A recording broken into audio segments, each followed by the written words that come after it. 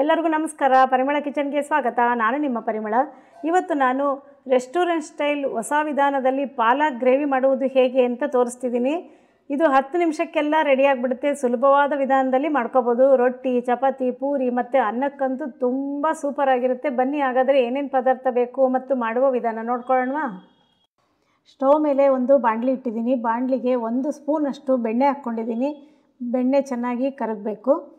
ಬೆಣ್ಣೆ ಕರಗಿದ್ಮೇಲೆ 1 ಸ್ಪೂನಷ್ಟು ಎಣ್ಣೆ ಹಾಕ್ಕೊತಾ ಇದ್ದೀನಿ. ನಾನು 2 ಮಿಕ್ಸ್ ಮಾಡಿ ಹಾಕ್ಕೊತಾ ಇದ್ದೀನಿ. ನೀವು ಬೇಕಾದ್ರೆ ಬೆಣ್ಣೆನಾರು ಹಾಕ್ಕೋಬೋದು, ಇಲ್ಲ ಎಣ್ಣೆನಾರು ಹಾಕ್ಕೋಬೋದು, ಇಲ್ಲ ಮಿಕ್ಸ್ ಮಾಡಾರು ಹಾಕ್ಕೋಬೋದು. ಚೆನ್ನಾಗಿ ಕಾದಿದೆ. ಈ ಟೈಮಲ್ಲಿ 1 ಸ್ಪೂನಷ್ಟು ಸಾಸಿವೆ ಹಾಕ್ಕೊಂಡಿದ್ದೀನಿ. ಹಾಗೆ 1 ಸ್ಪೂನಷ್ಟು ಜೀರಿಗೆ ಹಾಕ್ಕೊತಾ ಇದ್ದೀನಿ. 2 ಚೆನ್ನಾಗಿ ಚಟಪಟ ಅಂತ ಸಿಡಿಬೇಕು. ಆಗಲೇ ಚೆನ್ನಾಗಿ ಪರಿಮಳ ಬರುತ್ತೆ ಮತ್ತು ರುಚಿನೂ ತುಂಬ ಚೆನ್ನಾಗೇ ಆಗುತ್ತೆ.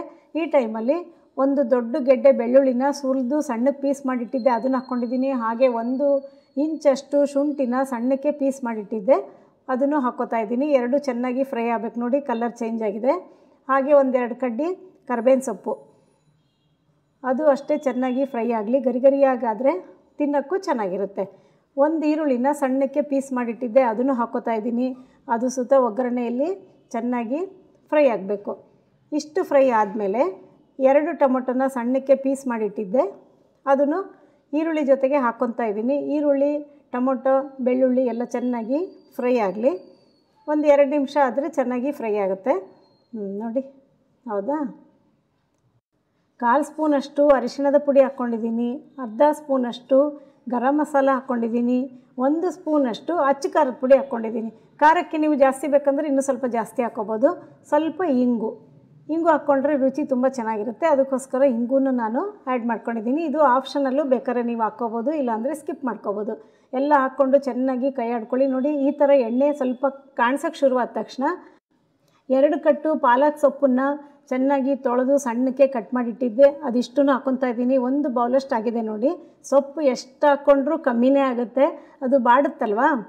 ನೋಡಿ, ಈ ಥರ ಒಗ್ಗರಣೆ ಜೊತೆಗೆ ಚೆನ್ನಾಗಿ ಕೈ ಆಡ್ಕೋಬೇಕು. 2 ನಿಮಿಷ ಒಗ್ಗರಣೆ ಜೊತೆಗೆ ಚೆನ್ನಾಗಿ ಕೈ ಆಡ್ಕೊಳ್ಳೋದ್ರಿಂದ ಆ ಹಸಿ ಎಲ್ಲ ಹೋಗುತ್ತೆ, ಚೆನ್ನಾಗಿ ಫ್ರೈ ಆಗಿಬಿಡುತ್ತೆ. ನೋಡಿದ್ರಲ್ವಾ, ಬಿಸಿ ಬಿಸಿ ಇರುತ್ತಲ್ವ ಒಗ್ಗರಣೆ, ಅದ್ರ ಜೊತೆಗೆ ಸೊಪ್ಪು ಹಾಕ್ಕೊಂಡ್ಬಿಡಬೇಕು. ಹಾಕ್ಕೊಂಡಾದಮೇಲೆ 1 ಬೌಲಷ್ಟು ನೀರು ಹಾಕ್ಕೊತಾ ಇದ್ದೀನಿ. 100 ml ಅಷ್ಟು ನೀರು ಹಾಕ್ಕೊಂಬಿಟ್ಟು ಚೆನ್ನಾಗಿ ಕೈ ಆಡಿಕೊಂಡು 5 ನಿಮಿಷ ಮುಚ್ಚಿಟ್ಬಿಡೋಣಂತೆ. ತುಂಬ ಹೊತ್ತು ಬೇಡ, ಇಲ್ಲಾಂದರೆ ನೀರು ಕಮ್ಮಿ ಆಗಿಬಿಡುತ್ತೆ. ನೋಡಿ, ಈ ಥರ ಕುದಿಯೋಕ್ಕೆ ಶುರುವಾದಾಗ ಮುಚ್ಚಳ ಮುಚ್ಚಿ ಇಟ್ಬಿಡಬೇಕು. ತುಂಬ ಚೆನ್ನಾಗಾಗುತ್ತೆ. ನೀವು ರೆಸ್ಟೋರೆಂಟಲ್ಲಿ ಹೋಗಿ ತಿಂತೀರಲ್ಲ, ಅದಕ್ಕಿಂತ ರುಚಿಯಾಗುತ್ತೆ. ಪಾಲಕ್ಕು ಮಸಾಲೆ ಗ್ರೇವಿ ನೋಡಿ ಚೆನ್ನಾಗಿ ಬೆಂದಿದೆ. ಆಗಲೇ ಇಷ್ಟು ಬೆಂದರೆ ಸಾಕು, ಇನ್ನೂ ತುಂಬ ಬೇಯೋದು ಬೇಡ, ಇಲ್ಲಾಂದರೆ ನಮಗೆ ಬಾಯಿಗೆ ಸೊಪ್ಪೇ ಸಿಗಲ್ಲ ತುಂಬ ಬೆಂದರೆ. ನಾನಿಲ್ಲಿ ಕಡಲೆಬೇಳೆ ಹಿಟ್ಟು ತೊಗೊಂಡಿದ್ದೀನಿ. ಇದು ಸ್ವಲ್ಪ ಹಸಿ ವಾಸನೆ ಹೋಗೋ ತನಕ ಡ್ರೈ ರೋಸ್ಟ್ ಮಾಡ್ಕೊಂಡಿದ್ದೀನಿ. ಬೋಂಡಕ್ಕೆಲ್ಲ ಬಳಸ್ತೀವಲ್ವ, ಅದೇ ಹಿಟ್ಟು 2 ಸ್ಪೂನಷ್ಟು ಹಾಕ್ಕೋತಾ ಇದ್ದೀನಿ. ಹಾಕ್ಕೊಂಡು ಚೆನ್ನಾಗಿ ಕೈ ಆಡ್ಕೊಳ್ಳಿ. ಗಂಟೇನಾಗಲ್ಲ, ನೀಟಾಗಿ ಕೈ ಆಡ್ಕೋಬೇಕು ಅಷ್ಟೇ. ಚೆನ್ನಾಗೆಲ್ಲ ಕೂಡಬೇಕು ಒಗ್ಗರಣೆ ಜೊತೆಗೆ. ನೋಡಿ, ತುಂಬ ರುಚಿಯಾಗುತ್ತೆ. ಕಡಲೆಬೇಳೆ ಹಿಟ್ಟು ಹಾಕ್ಕೊಂಡು ಮಾಡಿಕೊಂಡ್ರೆ ನೀವು ಒಂದು ಸಲ ಖಂಡಿತ ಟ್ರೈ ಮಾಡಿ. ರುಚಿಗೆ ತಕ್ಕಷ್ಟು ಉಪ್ಪು ಹಾಕ್ಕೋತಾ ಇದ್ದೀನಿ. ಉಪ್ಪು ಹಾಕ್ಕೊಂಡು ಮತ್ತೊಂದು ಸಲ ಚೆನ್ನಾಗಿ ಕೈ ಆಡ್ಕೋಬೇಕು. ಮತ್ತು ಅರ್ಧ ಬೌಲಷ್ಟು ನೀರು ಹಾಕ್ಕೊತಾ ಇದ್ದೀನಿ, ಯಾಕೆಂದರೆ ಹಿಟ್ಟು ಹಾಕ್ಕೊಳ್ಳೋದ್ರಿಂದ ಸ್ವಲ್ಪ ಕುದಿಬೇಕಾಗುತ್ತೆ.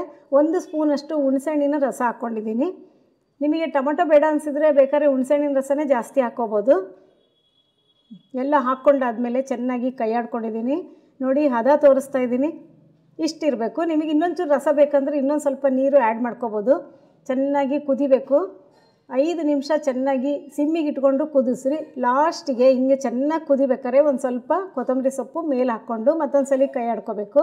ತುಂಬ ಹೊತ್ತು ಕುಸಕ್ಕೆ ಹೋಗಬೇಡಿ, ಜಾಸ್ತಿ ಉರಿ ಇಟ್ಕೊಂಡು ಕುದಿಸ್ಬೇಡಿ. ಯಾಕೆಂದರೆ ಕಡಲೆ ಹಿಟ್ಟು ಹಾಕಿರೋದ್ರಿಂದ ತಳ ಹತ್ತೋ ಚಾನ್ಸಸ್ ಇರುತ್ತೆ. ತಳ ಹತ್ತಿಸ್ಬೇಡಿ ಯಾವ ಕಾರಣಕ್ಕೂ. ಟೇಸ್ಟ್ ಚೇಂಜ್ ಆಗುತ್ತೆ, ನಾವು ಮಾಡೋ ಪದಾರ್ಥ ಎಲ್ಲ ವೇಸ್ಟ್ ಆಗಿಬಿಡುತ್ತೆ. ನೋಡಿ, ಚೆನ್ನಾಗಿ ಕುದ್ದಿದ್ದಾಗಿದೆ, ಒಳ್ಳೆ ಪರಿಮಳ ಬರ್ತಾಯಿದೆ, ರುಚಿ ಅಂತೂ ಸೂಪರಾಗಿರುತ್ತೆ. ಇದನ್ನೆಲ್ಲ ಈಗ ಒಂದು ಬೌಲಿಗೆ ಸರ್ವ್ ಮಾಡ್ತಾಯಿದ್ದೀನಿ. ಇದು ರೊಟ್ಟಿಗೆ, ಚಪಾತಿಗೆ, ಅನ್ನಕ್ಕೆ, ಪೂರಿಗೆ ಎಲ್ಲ ಸೂಪರಾಗುತ್ತೆ. ನೀವು ಒಂದ್ಸಲಿ ನೋಡಿಬಿಟ್ಟು ಮಾಡ್ಕೊಳ್ಳಿ, ತುಂಬ ರುಚಿಯಾಗುತ್ತೆ. ಮನೇಲಿ ಎಲ್ರಿಗೂ ಇಷ್ಟ ಆಗುತ್ತೆ. ರೆಸ್ಟೋರೆಂಟ್ ಸ್ಟೈಲು ಪಾಲಕ್ ಗ್ರೇವಿ ಮಾಡುವುದು ನೀವೆಲ್ಲ ನೋಡ್ಕೊಂಡ್ರಲ್ವಾ. ನಿಮಗೆ ಈ ರೆಸಿಪಿ ಇಷ್ಟ ಆಗಿದ್ದರೆ ದಯವಿಟ್ಟು ಒಂದು ಲೈಕ್ ಕೊಡಿ, ಶೇರ್ ಮಾಡಿ. ಇದುವರೆಗೂ ನನ್ನ ಚಾನಲ್ನ ಯಾರ್ಯಾರು ಸಬ್ಸ್ಕ್ರೈಬ್ ಮಾಡ್ಕೊಂಡಿಲ್ಲ, ಸಬ್ಸ್ಕ್ರೈಬ್ ಆಗಿ. ಎಲ್ಲರಿಗೂ ಧನ್ಯವಾದಗಳು.